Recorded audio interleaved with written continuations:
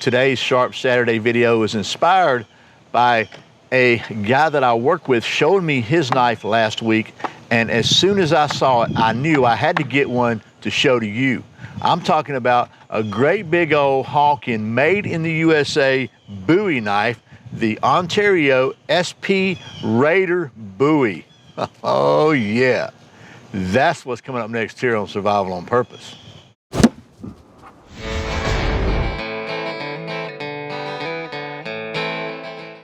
Welcome back to Survival on Purpose. My name is Brian. Thanks for joining me and the mosquitoes for another Sharp Saturday video where it's Saturday. We take a look at something sharp. And as I said today, that something sharp is this big old honking Bowie knife from the folks at Ontario Knife Company, made in the USA.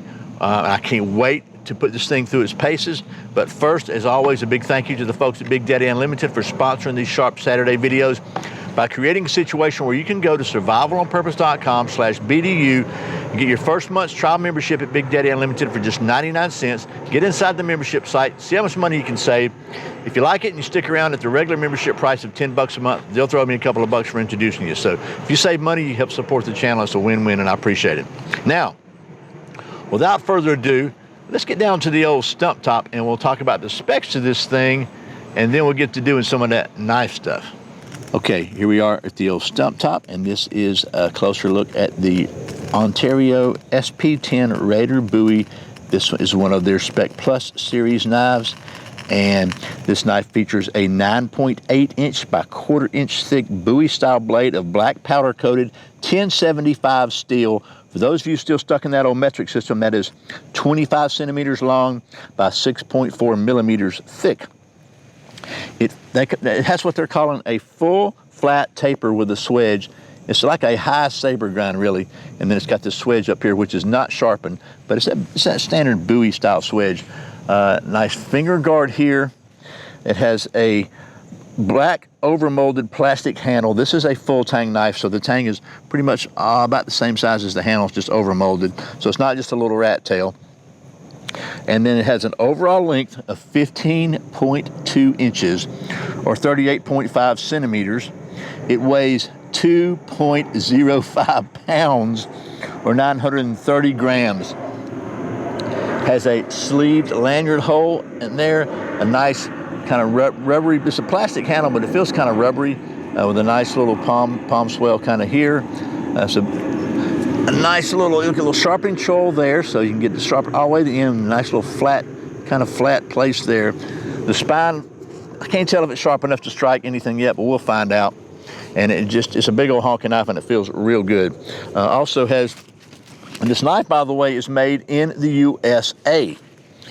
And then it has this big old honking nylon sheath. It has a plastic liner. Goes in like so. You got to be careful with that. And then it has a snap that goes over the finger guard, and another snap over the grip. On the couple of lashing holes here and here, lashing holes up. Well, not lashing holes up here, but it's got a belt loop here, and then it's also MOLLE compatible. The sheath, however, is not made in the USA. The sheath is made in China. Can you see that? Sheath made in China. So it's a shame that we can't make nylon goods like this in the USA at a competitive price anymore, but literally, if this sheath were made in the USA, it would probably cost as much as the knife, because the MSRP in this knife is $95.10. I paid $66.13 in total, tax, title, everything, from Amazon Prime, and it's about 64, 65 bucks everywhere else. Like Smoky Mountain Knife Works is 64 bucks. I think most places are within a couple of bucks of that. So there's that. So that's the specs of this thing. I can tell you that it feels, it's just 2 pounds of blade, and there's a lot of mass up here, so it feels like it's going to be a pretty good chopper, and pretty good all around big old honking knife. But I got to read a couple things to you. But first, since you know we pretty much maintain an industry standard testing procedures here at Survival on Purpose, I think we should test the sharpness of this thing first with the international standard sharpness test, the Redneck Sharp Test. So let's just do that now. So there's the testing medium. Let me get in, I got to get in the frame here, but it really doesn't matter if I'm in the frame or not, because it is not anywhere close to Redneck Sharp. So it's got a pretty decent edge on it, but it's really thick right there. So, and look how thick the tip is. You can see the tip, how thick it is. It's really, really, really thick there. So strong. That swedge goes all the way to the end right there. So pretty strong. So you're not going to be shaving with this one. Of course, I guess you could put a different edge on it, but it's it feels pretty cutty, bitey. But let's just try the next semi-standard test, the paper cutting test. I'm not optimistic about that either, but it tears some paper pretty good though. This paper's kind of damp too. It's gonna lay it on the ground. I hear it's gonna rain in, but okay, so it did not pass the paper cutting test. But to be fair, it's a big old honking knife. You could probably put a better edge on if you wanted to. It's 1075, so it's made to, it should be able to take a beating. However, I just want to read you something here. So this is the thing that came, you know, this came in a box. It came in this box right here, this nice box, and it came with this sleeve on it, and this was separate. And here's what it says. Cut hazard, sharp blades, improper use, chiseling, ice picking, prying, applying force onto the back of the blade or contact may result in injury. Always keep blades away from fingers and body. Do not use if damaged or if blade is loose, or apply force onto back of blades. Handle with care. If not in use, store in a safe place. Keep out of reach of children. So twice it says to not apply force on the back of blades. Let's see what this is the Ontario Knife Company warranty. It says Ontario Knife Company prides, just take a look at this while I'm reading this to you.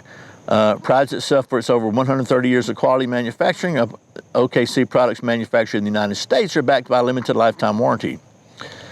If any of our made in the USA products fail to their structural integrity, not including cosmetic damage due to use, we will repair or replace it free of charge with the same item or item of equal value. The structural build, not including cosmetic damage from use of OKC International and globally sourced products, are backed by a 1-year warranty. All warranties exclude products subject to abuse, misuse, modification, or neglect. So, I brought all that up because, look, this is a 1/4 inch of 1075 steel. If you think I'm not going to baton this knife, if they think people aren't going to baton this knife, they're crazy. I don't know if that's considered a warranty issue or not. But you know what we're going to do? We're going to baton with this thing and see what happens. So that's the first thing we're going to do. Now, the first thing we're going to do is we're going to chop. So I got a big old piece of privet here, Chinese privet, that is hard as a stinking rock. And you hear that? Man, it's like, we're going to do a little chopping on it. I'm probably not going to chop all the way through it. I just want to see how well it chops through. If it'll chop through this, it'll chop through darn near anything. The only thing I can think of that might be harder is dogwood. So let me get myself situated a little further back here so I'm not too dangerous, not endangering myself, and let's just see what happens. Ready?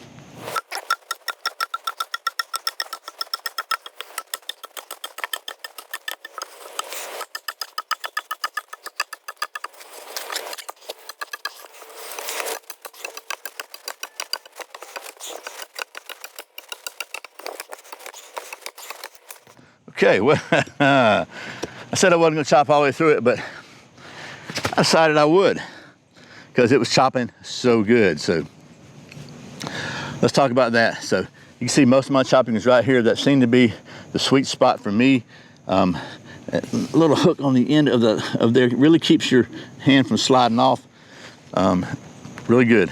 The only discomfort I had was my little pinky getting pushed against that from sliding off. And I just have tender little pinkies. So anyway, now we can do a little batoning, and we're going to baton this thing here. It certainly should be big enough to baton this. And every time I talk about batoning, I have to point this out. I feel like I need to point this out because people are so against it. This knife is a 1/4 inch thick slab of steel, a full tang. It's not some old, rat tang Bowie knife, or it's just not. They're made tougher now than many knives used to be, and nobody's talking about just replacing an axe when it comes to building a log cabin. But when it comes to fire prep and shelter building and stuff like that, this can, in my opinion, is much better to carry a big knife than it is to carry an axe, because it's lighter, it's smaller, and it's also useful for many more tasks. And it's also completely plainly safer. It's much safer, in my opinion, to do this if you're trying to split some kindling. And I know that people always tell me, well, I've never had to do that. Well, maybe you haven't in your environment, but some environments you might have to. I said it before, don't base your expectation of what you need to know on what you've done in the past. History does not always repeat. You might be somewhere different. So anyway, that being said, well, that was split too easy. Let's see if we can do another one. That split pretty easy too. It has been raining out here, so I'm trying to get down to the center of some dry wood, and I think I did, but I want to split this a little bit more.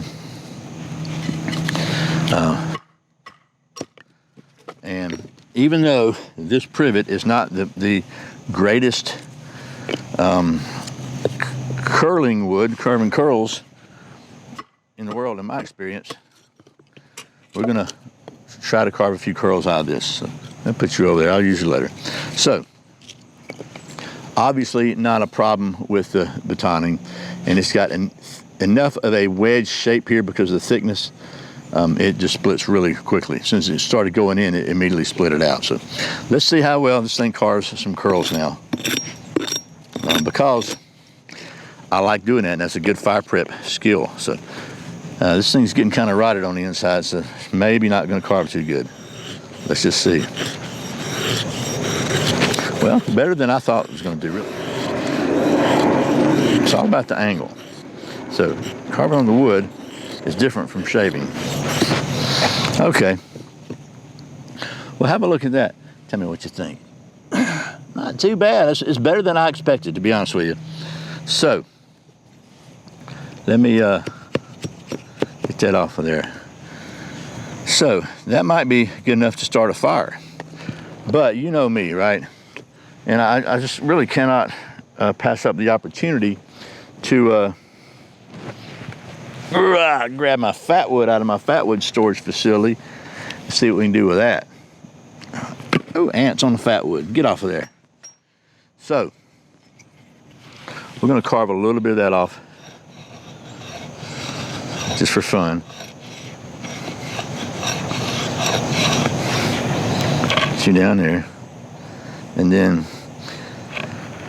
we'll try to see how well the back of this thing scrapes, because it doesn't feel like it's got a super sharp spine, but a lot of times with this powder coat finish, as soon as you start scraping that finish off, it gets sharper. But let's just see if it'll scrape some fat wood. Not super great, but it's scraping a little bit. It's getting some.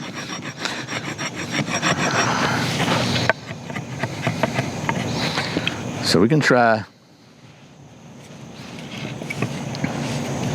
closer up here, but not a lot. So not super scrapey right now, but let's try my second favorite ferro rod, the Exotac Fire Rod XL. Let's just see if we can get any sparks for that thing scraping.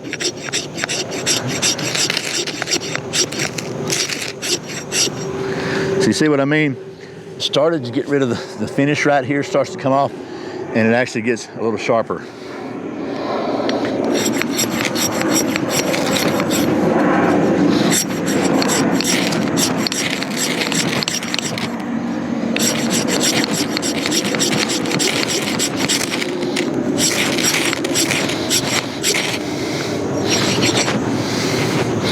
But not super sharp. Put a little bit of that fat wood in there and see what happens.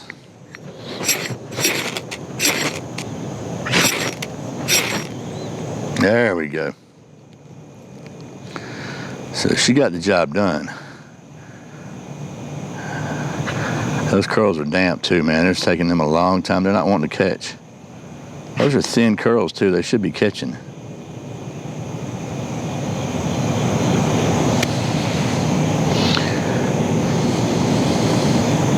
Come on now.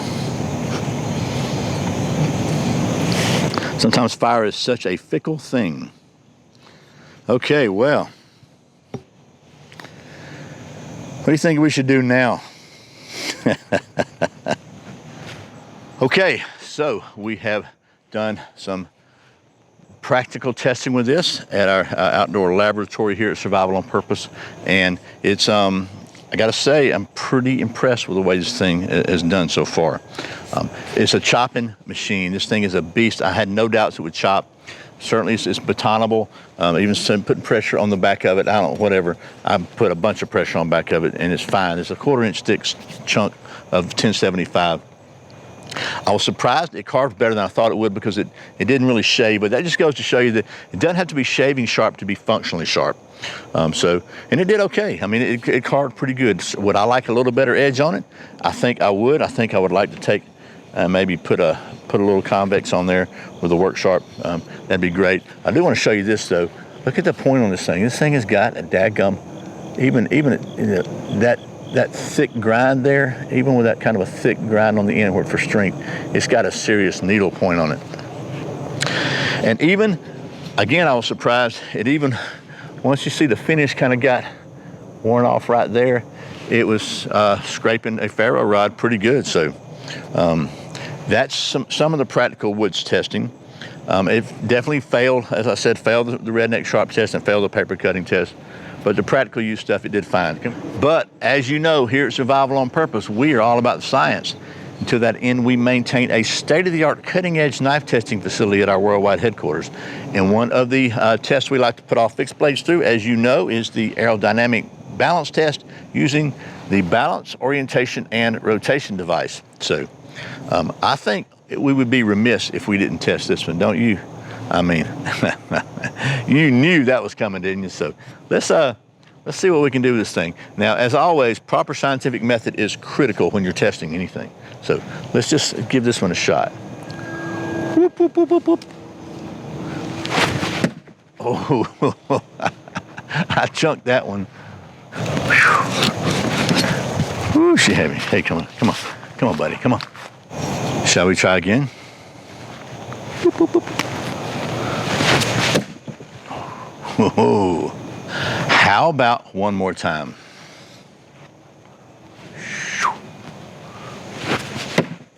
Oh, that was disappointing.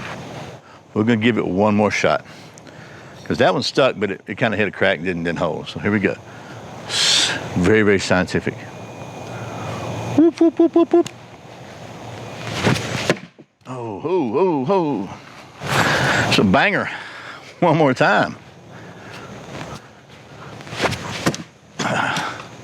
Okay, another sticking out holder. I'm obviously not being aggressive enough.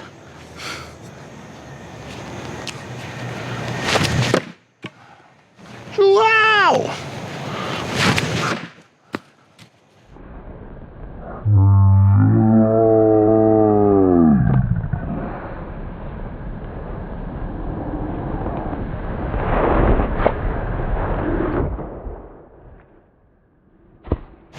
So I have to keep turning it off because Kuma, the Wonder Husky dog, keeps coming over here and getting in the way. He thinks I'm gonna throw something, he should fetch it.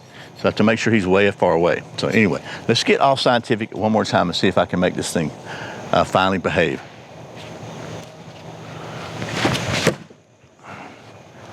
We're gonna call this thing balanced.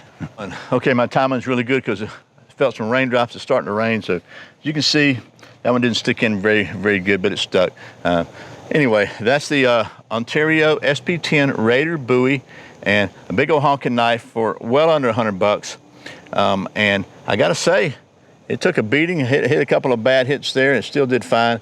The grind, although a little steep, a little shallow, I guess, or whatever, not quite as razor sharp as I would like, is very functionally sharp and it's very strong. So a great chopper, a great heavy duty knife, and it actually did the fine stuff better than I thought. So anyway, and made in the USA, which I think is cool. So anyway, like I said, guy I work with showed me his he just bought, and I knew I had to show it to you. So I hope this has been helpful. As always, thanks for watching Survival on Purpose. And remember, survival's not an accident, so be prepared. I'll see you next time.